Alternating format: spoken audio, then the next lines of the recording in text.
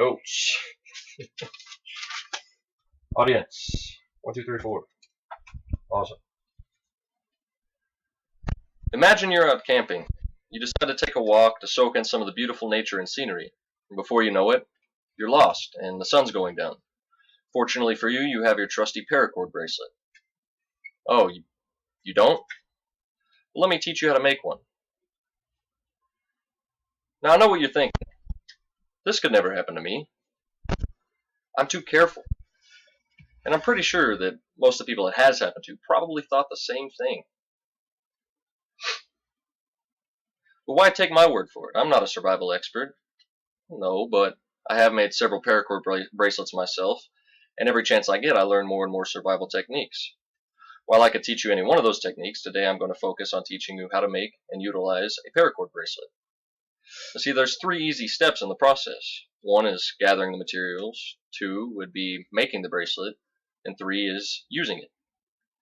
First and foremost, we're going to talk about gathering the materials. Before I can tell you where to gather them, I guess I should tell you what to gather. Obviously, you're going to need your paracord. You'll need a tape measure, some scissors, a lighter, preferably a torch, and a side release buckle.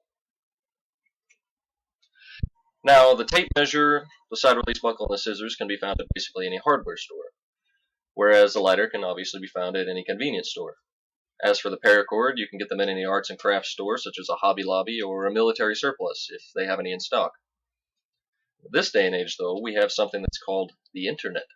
So you go to Google, click shopping, type in paracord, bam, multiple retailers. Just beware of planetparacord.com. Even though it says $2 to $3 for a bundle of paracord, they have a hidden $65 shipping fee. According to bestglide.com, the best paracord you can get is 550 military grade. And the only place to get that online is survivalright.com. Fun fact, it's actually called 550 grade paracord because the breaking point is 550 pounds. Now that we've talked about where to get the materials, we're going to talk about making the bracelet. The first step is measuring your wrist. You do this by taking a strand of paracord, putting it around your wrist, and measuring the circumference. The next step is putting them through the buckles. To do this, you will find the middle of the paracord, stick it through the female end of the buckle, create a loop, put the 2 other ends through said loop, and create what is called a cow's hitch. Now we will take the male end, put them through on the outside of the buckle, and bring them around. You want to get this to be about the size of your wrist. You can measure it or you can click it and see if it fits. At this point, step 3 is knotting the bracelet. You want to take the left strand, put it behind the middle 2 and over the right strand. You'll take the right strand, put it over the middle 2 and through the loop created by the left strand. You want to pull this tight, but not too tight that it becomes stiff. Next, you're going to take the right strand, put it under the middle 2 and over the left.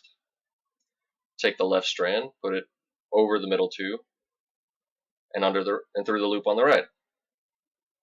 Again, pull it tight. Now, step number 4 is basically a continuation of step number 3. You just continue alternating sides, left and right, till eventually it looks like this. Now, at this point, step 5 is you take the ends that are left over, you cut them off, and you can either heat them up with your torch and melt them to the bracelet, or you can weave them inside the bracelet for quicker use. According to the Parachute Cord Project book, this is called a basic cobra.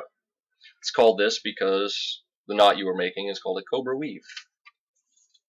Now that we've talked about gathering the materials and making the bracelet, I'm going to talk to you about their uses. So there are countless uses. Say, for example, you want to make a shelter but you don't have any rope to tie together your sticks to make a frame. Paracord. Or say you're suffering some slight halitosis and you don't have a toothbrush. Well, the nylon strands within the paracord make for great floss.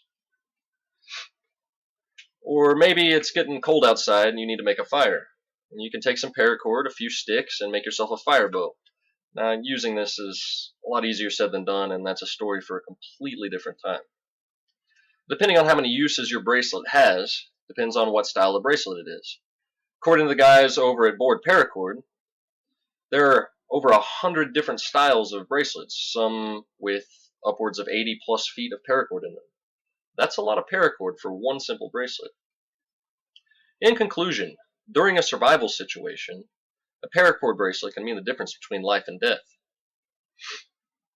Knowing what materials you need, where to find them, and how to make the bracelet, as well as utilizing its uses, could save your life.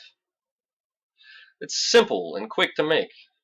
How can something so easy, multifunctional, and possibly life-saving be a waste of your time? Don't play with your survival.